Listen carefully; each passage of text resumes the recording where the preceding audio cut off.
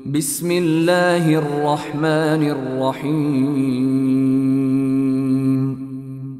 পরম করুণাময় ও অসীম দয়ালু আল্লাহর নামে শুরু।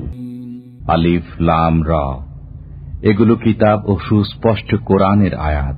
রুবামা ইয়াওয়াদ্দুল্লাযীনা কাফারু লাউ কানু মুসলিমিন।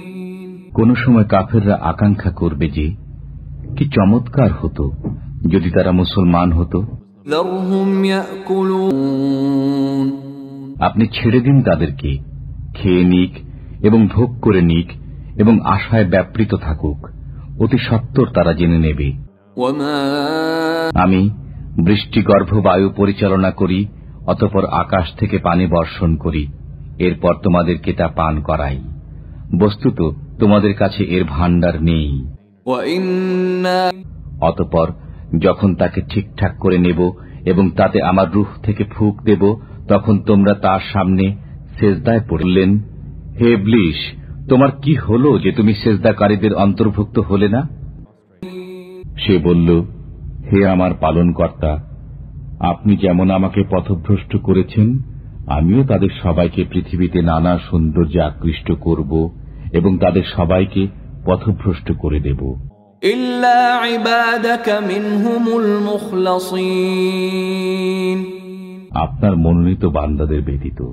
قال هذا صراط علي مستقيم।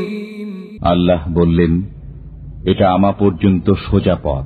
যারা আমার বান্দা তাদের উপর তোমার কোনো ক্ষমতা নেই, কিন্তু পথভ্রান্তদের মধ্য থেকে যারা তোমার পথে চলে, وَإِنَّ جَهَنَّمَ لَمَوْعِدُهُمْ أَجْمَعِينَ।